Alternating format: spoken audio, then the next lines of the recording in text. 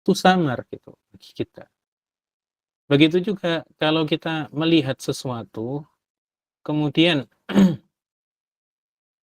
eee, terdapat embun ataupun terdapat hal-hal lain, sehingga pandangan kita terhalang oleh hal tersebut.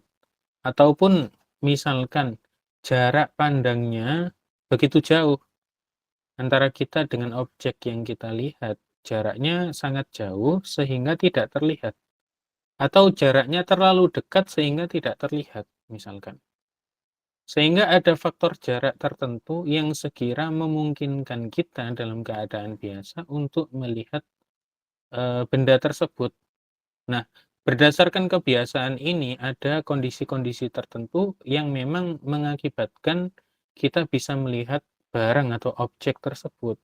Sementara dalam kondisi yang lain biasanya kita tidak bisa melihat. Kenapa kok saya sebut biasanya? Karena jika memang penglihatan kita itu dibuat lebih tajam oleh Allah, niscaya akan lebih tajam.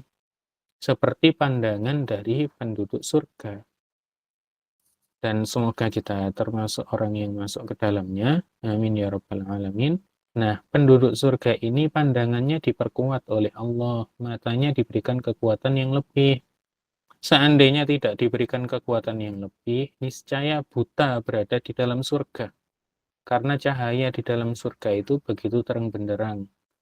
Makanya matanya pun diperkuat. Dan penglihatan atau pandangannya itu jauh berkali-kali lipat dibandingkan pandangan kita di dunia. Sehingga apa? Sehingga lebih jauh jarak pandangnya.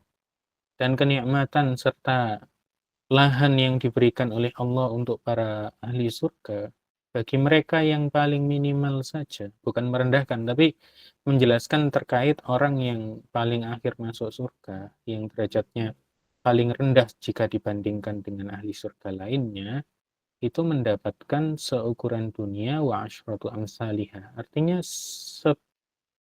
seukuran dunia ditambah 10 kali lipatnya. Artinya apa? 11 kali lipatnya. Betapa besarnya. Belum lagi mereka orang-orang soleh. Belum lagi para wali. Para wali itu nggak sekedar soleh ya, tapi sudah derajat di atas itu lagi. Derajatnya di atas orang-orang soleh. Kalau orang-orang soleh ini mereka yang senantiasa menjalankan kewajiban, terus meninggalkan kemaksiatan, itu orang-orang soleh. Kalau wali ditambah dengan perkara sunnah juga, sampai diangkat derajatnya oleh Allah menjadi seorang wali. Dan wali itu yang sebenarnya pasti belajar ilmu agama yang pokok. Bahkan wali yang majdzub yakni wali yang kategori gila. Artinya apa? Dia ini saking cintanya kepada Allah, tenggelam pada rasa cinta tersebut, sehingga hukumnya seperti orang gila. Dan dia sudah mengalami fase naik pada derajat kewalian. Nah, ini dari segi kondisi dia aman. Kenapa? Karena sudah menjadi wali, dijaga oleh Allah dari kekufuran. Akan tetapi kondisi umat di sekitarnya terkadang perlu diselamatkan. Kenapa? Karena wali yang majdzub, hukumnya seperti orang gila, terkadang mengucapkan kata-kata ngawur. Kata-katanya asal-asalan. Seperti orang gila yang lainnya. Loh kok bisa? Iya, karena memang sudah di luar kendali dia. Dia sudah tenggelam pada rasa cinta kepada Allah, sehingga sampai seperti itu. Tapi dia sudah mengalami fase belajar ilmu din al-daruri dengan benar. Sebelum jadi seperti itu, sudah belajar ini gitu. Artinya orang kalau sekedar zikir, sibuk dengan thariqah, nggak pernah belajar ilmu din al-daruri, bisa dijamin tidak akan pernah nyampe pada derajat wali. Kalau ada orang yang bergetar ketika berzikir, bangun malam, tapi nggak pernah belajar ilmu agama yang pokok, terus ngerasa dirinya kayak sudah mendapatkan posisi tertentu, itu terperdaya sama syaitan, siapapun itu. Nabi Muhammad saja belajar sama malaikat Jibril, walaupun pada akhirnya beliau ini menjadi manusia yang derajatnya lebih mulia daripada gurunya. Tapi beliau belajar juga, beliau belajar. Dan ketika beliau ditanya dan belum tahu jawabannya, jawabannya juga nggak tahu. Jawabannya juga tidak tahu. Tidak mengesankan seolah-olah tahu padahal belum tahu. Seperti ketika Rasulullah ditanya tentang, tempat yang terburuk, tempat yang termasuk terburuk di permukaan bumi itu apa, dan yang terbaik itu apa, yang termasuk terbaik. Rasulullah menjawab tidak tahu, dan bertanya malaikat Jibril.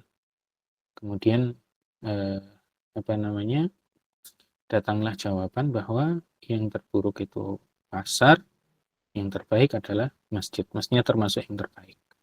Karena di permukaan bumi ini tempat yang terbaik, kata para ulama, berdasarkan kesepakatan mereka, adalah tanah yang menyentuh jasadnya Rasulullah Shallallahu Alaihi Wasallam. Itu pilih ittifaq ya, ini dengan kesepakatan para ulama bahwa tempat terbaik yang secara mutlak di bumi ini adalah tempat yang menyentuh jasadnya Rasulullah Shallallahu Alaihi Wasallam.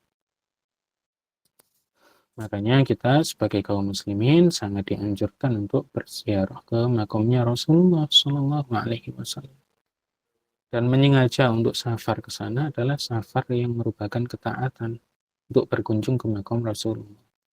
Namun kalau seorang perempuan terus berkunjung ke sana harus disertai mahram. Kalau tidak disertai mahram jatuhnya maksiat. Hukumnya apa? Haram.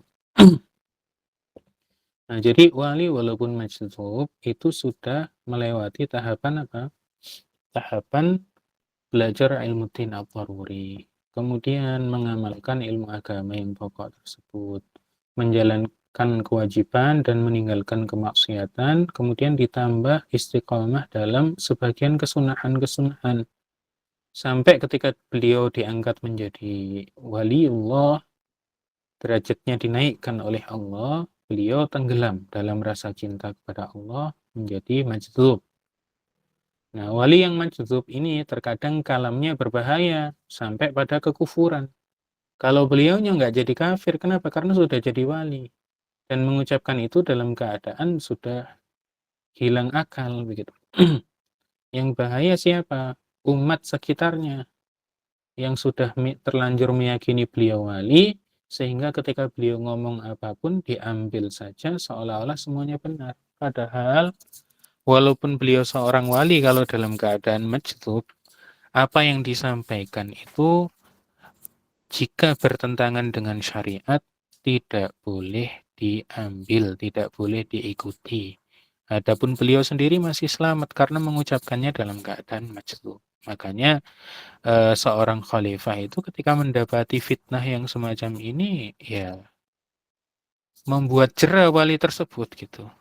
Bukan karena wali tersebut dihukumi kafir, akan tetapi dibikin jera dengan cara-cara tertentu sehingga tidak menimbulkan fitnah di kalangan umat manusia, di kalangan umatnya, di kalangan para pengikutnya. Nah, wali yang sampai pada kondisi majdzub tersebut, yakni dia ini tenggelam dalam rasa cinta kepada Allah, ini derajatnya bukan wali-wali yang derajat tertinggi. Adapun wali-wali dengan derajat tertinggi itu tidak sampai pada kondisi majdzub. Kenapa? Apakah kalah rasa cintanya kepada Allah? Bukan. Tapi karena hatinya diberikan kekuatan yang lebih oleh Allah Subhanahu wa taala, sehingga secinta apapun dia terhadap Allah tidak sampai tenggelam dalam rasa cinta tersebut karena saking kuatnya hati. Seperti siapa? Sayyiduna Abu Bakar As-Siddiq. Beliau wali dengan tingkatan tertinggi. Dari umatnya Nabi Muhammad, beliau adalah wali dengan tingkatan tertinggi. Bahkan dibandingkan dengan wali-wali dari umat-umatnya Nabi terdahulu, beliau tingkatannya tertinggi. Beliau nggak mengalami fase majdzub, yakni hilang akal gara-gara tenggelam pada rasa cinta kepada Allah. Dijaga oleh Allah beliau. Diberikan kekuatan oleh Allah. Walaupun saking besarnya cinta kepada Allah, akan tetapi tidak sampai tenggelam, tidak sampai pada fase majdzub. Jadi, jangan dianggap wali yang majdzub itu derajatnya sudah nggak ada yang ngalahin lagi. Bukan. Dari segi derajat kewalian, dari segi urutan, itu bukan yang tingkat tertinggi. Loh kok ngomongin tentang itu, apakah kita sudah sampai pada derajat-derajat begitu? Bukan. Ini ilmu yang diambil dari para ulama. Kita menjelaskan. Ya termasuk kalau kita menjelaskan tentang derajat kenabian, bukan berarti kita sampai pada derajat itu dan nggak akan bisa. Dan nggak akan bisa. Tapi kita menjelaskan apa yang menjadi penjelasan para ulama. Karena memang penjelasan seperti itu dan perlu kita sampaikan biar kita mengerti, tidak memahami sesuatu yang bertentangan ataupun menyimpang. Karena sebagian orang kalau sudah bilang majdzub berarti ini tingkatan tertinggi, sudah sampai begini, sampai saking cintanya tenggelam. Enggak begitu. Mereka rasa cintanya kepada Allah masih kalah dengan para wali yang tidak majdzub, dengan wali-wali yang tingkatan tertinggi, karena hatinya walaupun begitu cinta kepada Allah dikasih kekuatan yang lebih sehingga tidak tenggelam, yakni tidak sampai pada kondisi majdzub. Jadi para waliullah itu pasti sudah belajar ilmu agama yang pokok. Mereka mengerti tentang akidah, belajar tentang tauhid, bahwa Allah tidak serupa dengan segala sesuatu pun dari makhluknya. Allah ada tanpa membutuhkan tempat dan arah, dan seterusnya. Kemudian mengamalkan, belajar ilmu syariat, hukum-hukum, diamalkan,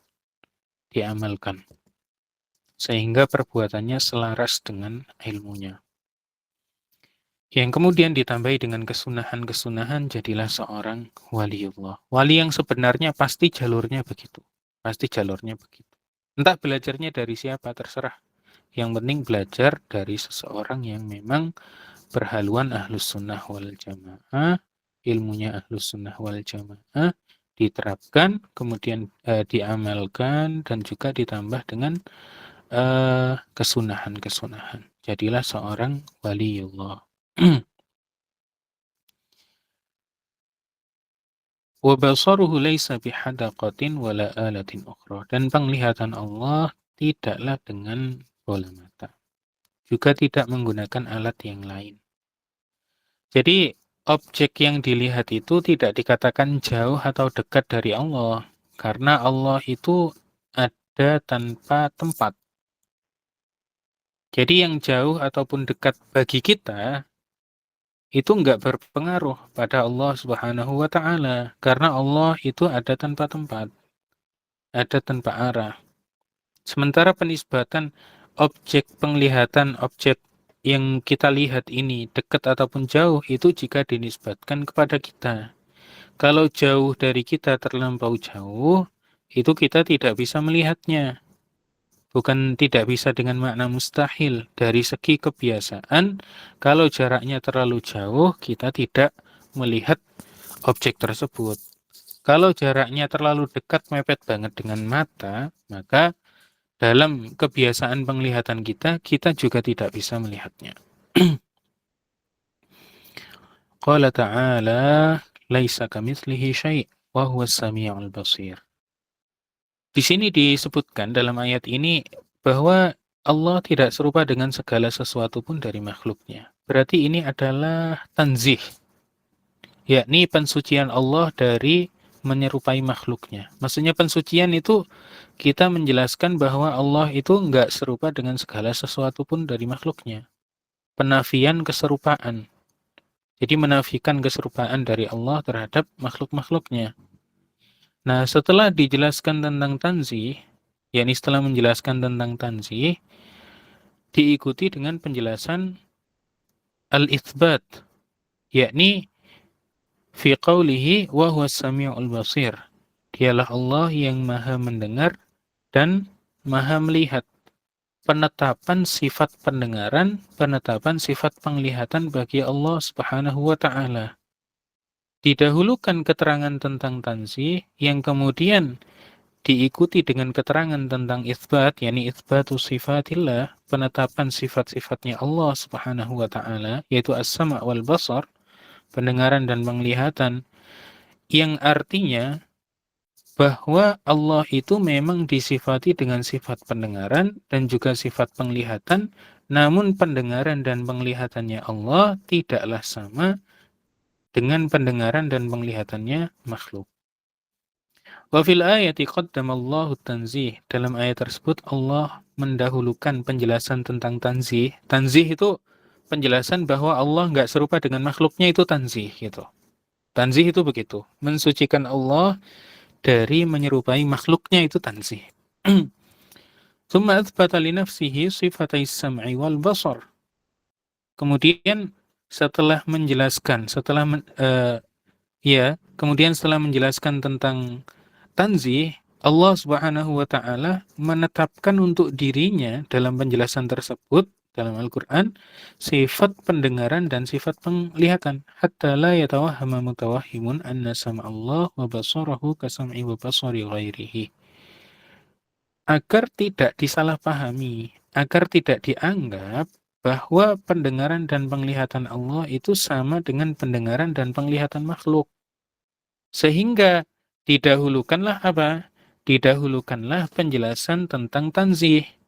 Dengan didahulukan penjelasan tentang tanzih, yang kemudian diikuti dengan itsbat, penetapan bahwa Allah bersifat maha mendengar dan maha melihat, bahwa Allah itu maha mendengar dan maha melihat, tidak disalahpahami bahwa pendengaran dan penglihatannya itu pakai telinga, tidak disalahpahami bahwa penglihatan dan pendengarannya itu pakai mata, seperti penglihatan makhluk, seperti pendengarannya makhluk. Kenapa? Karena sudah dijelaskan sebelumnya bahwa Allah laisa kamitslihi syai', tidaklah serupa dengan segala sesuatu pun dari makhluknya.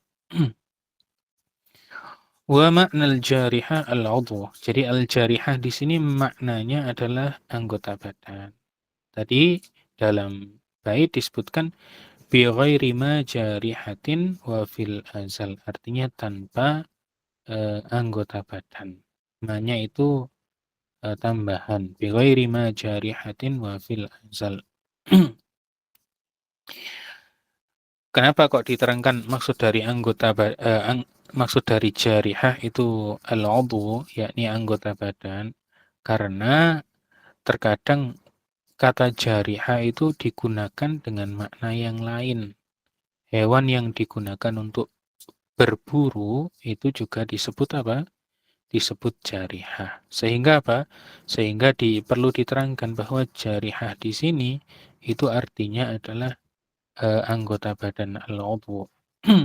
Bukan maksudnya hewan buruan. Karena ya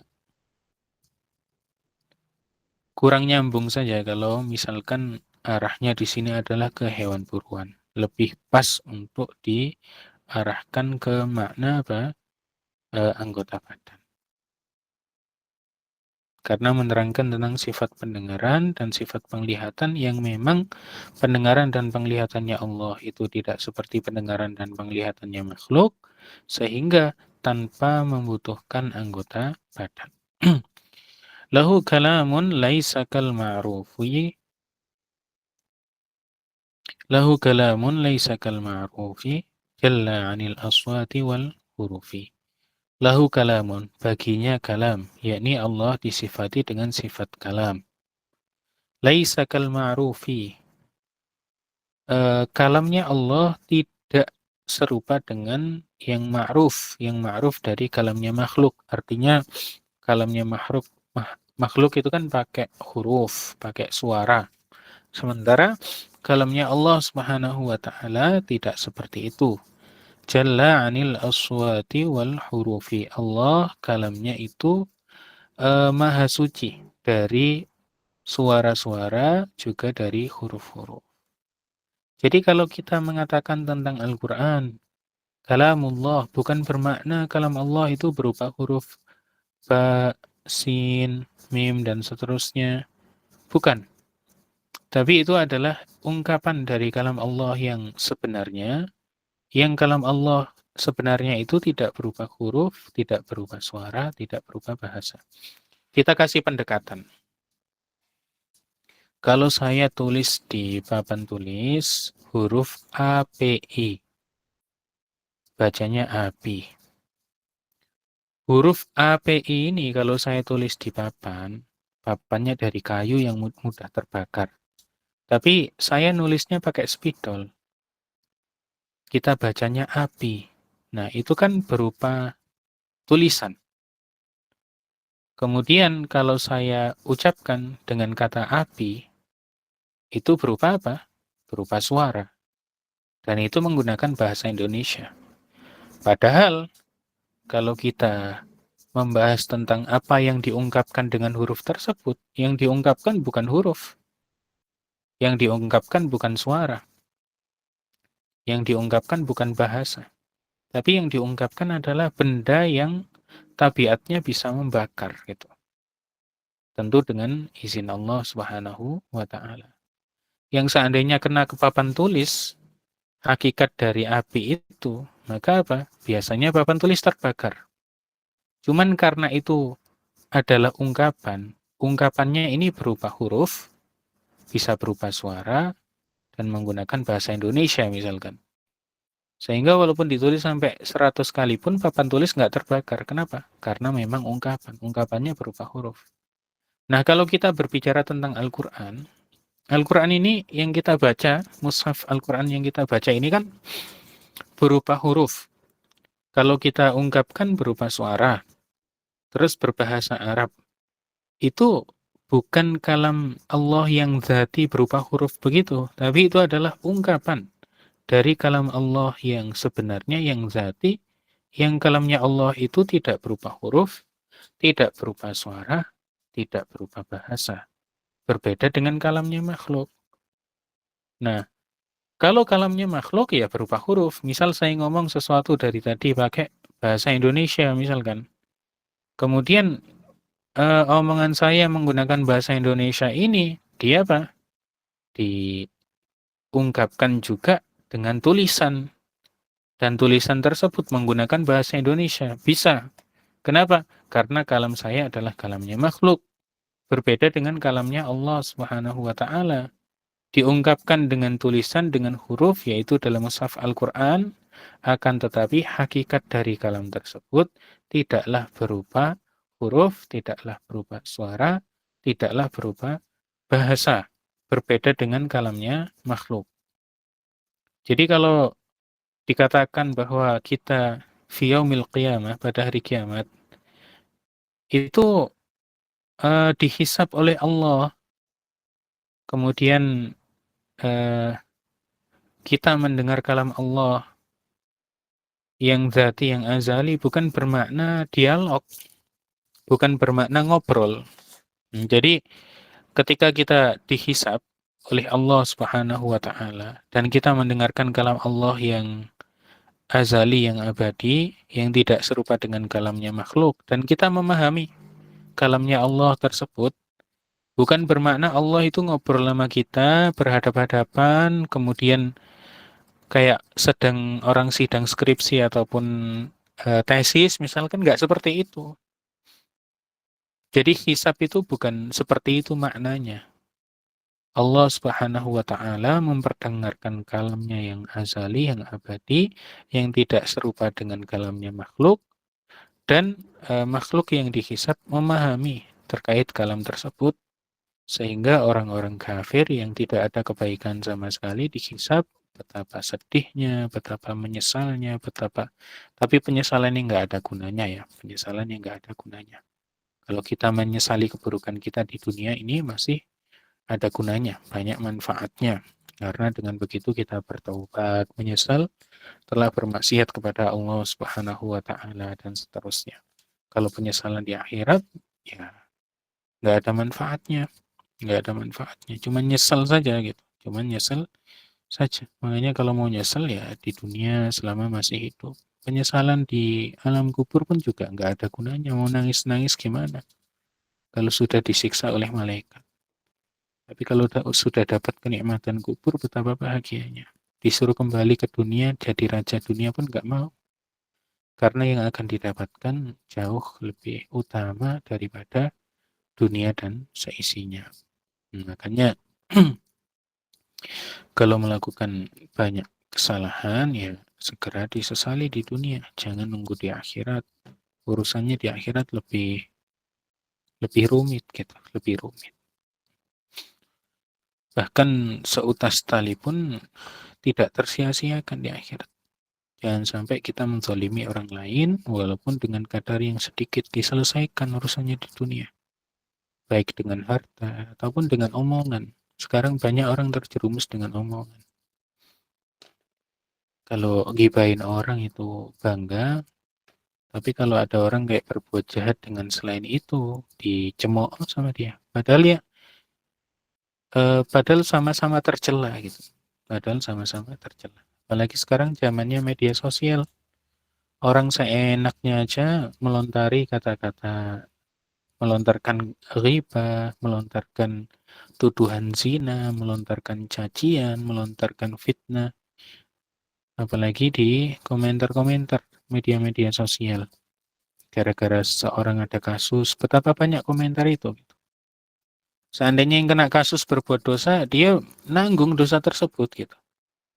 Tapi yang komentar buruk juga nanggung dosa dari apa yang dilakukan, apakah ini ghibah ataupun apa, itu nanggung dosa gitu.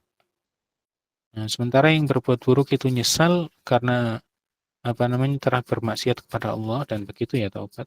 Sementara yang komentar-komentar buruk dan seterusnya, nyebarkan aib dan seterusnya, malah bangga gitu. Malah bilang orang kayak gini pantas diperlakukan begini. Nah, itu ada urusannya di akhirat juga gitu. Ada urusannya di akhirat juga.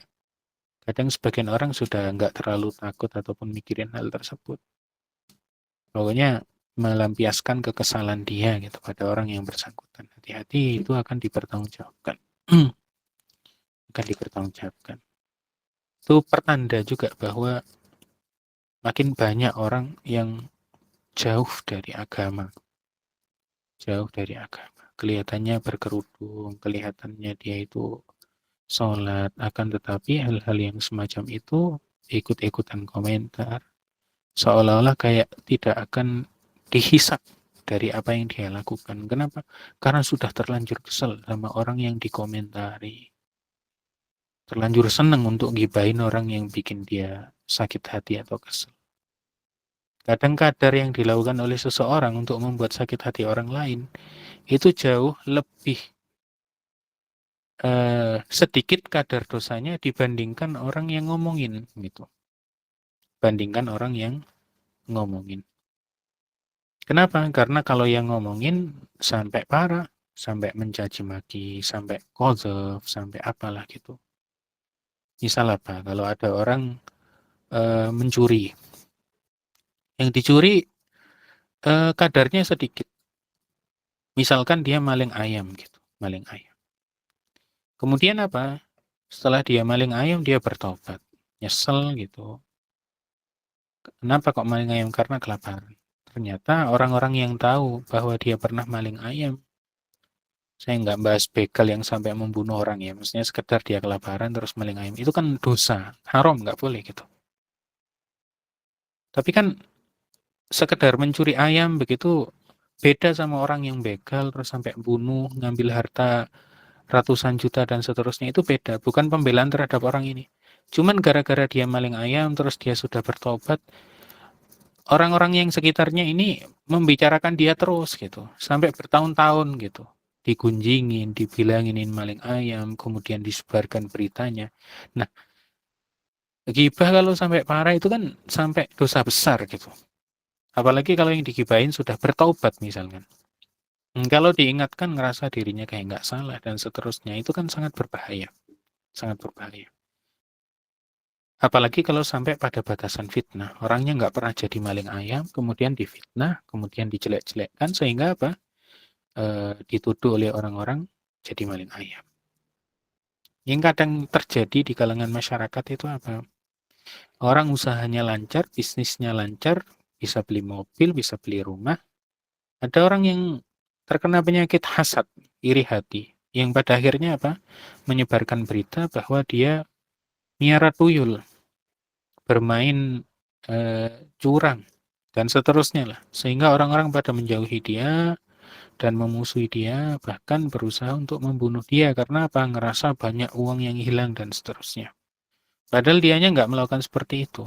Subhanallah. Betapa bahayanya hal tersebut. Ngaruh gara-gara omongan buruk, semula orang yang tidak salah sehingga dibenci oleh orang-orang yang tidak mengetahui hakikat dari kejadian tersebut. Apalagi orang yang ngomong ini terkesan meyakinkan. Nah, itu ada balasannya di akhirat.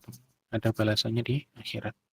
Nah, terus kalau seandainya orang tersebut minta maaf, gimana gitu? Iya, nggak wajib memaafkan. Nggak wajib memaafkan. Cuman memang ajarannya dalam syara itu lebih baik memaafkan daripada tidak memaafkan. Tapi apakah wajib? Tidak wajib. Terus seandainya nggak dimaafkan, gimana taubatnya dia? Kalau beneran taubat, taubatnya sah. menyesal karena bermaksiat kepada Allah, meminta maaf gara-gara nuduh misalkan, miara tuyul dan seterusnya. Terus yang bersangkutan nggak memaafkan, ya nanti dituntut di akhirat gitu. Makanya jangan macam-macam urusan dengan sesama manusia gitu. Dikit-dikit ngatain orang, dapat karma dan seterusnya. Lah kalau orangnya bertaubat gimana? Kalau orangnya bertaubat, at-taibu minadz dzambi kaman la dzambala.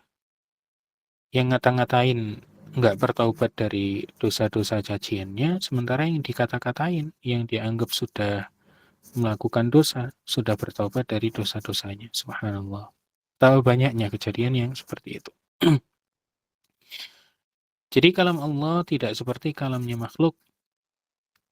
Wa ma kana kadzalika falaysa harfan wala sautan wala lughatan. Yang seperti ini dengan makna kalam yang tidak serupa dengan kalamnya makhluk, maka disimpulkan bukanlah berupa huruf, bukanlah berupa suara, juga bukan berupa bahasa. Qala al-Imam Abu Hanifah radhiyallahu anhu fil Fiqhil Akbar. Al-Imam Abu Hanifah, semoga Allah meridainya, mengatakan dalam kitab beliau Al-Fiqhul Akbar, wa kalamuhu la ka kalamina. Kalamnya Allah tidaklah seperti kalam kita. Nahnu natakallamu bil alati minal makhariji wal huruf. Kita manusia berbicara dengan apa? Dengan alat. Minal makharij, yaitu tempat keluarnya huruf-huruf tersebut. Wal huruf, dan huruf-huruf. Wallahu mutakallimun bila alatin wala harfin. Sementara Allah Subhanahu wa taala berkalam tanpa alat, tanpa huruf. Jadi kalamnya Allah itu tidak menggunakan alat, tidak menggunakan huruf. Kita kan sampai keluar kata-kata dari kita, sampai keluar kalam dari kita berupa huruf, itu perlu alat. Ada lidah yang digunakan.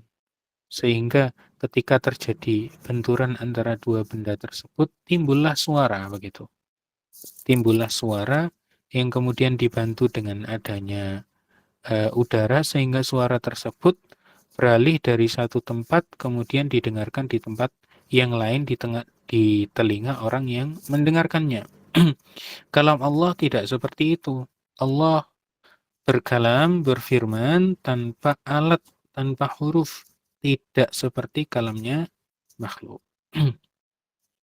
Naam, hal li ahadikum soal? Kalau ada pertanyaan silahkan.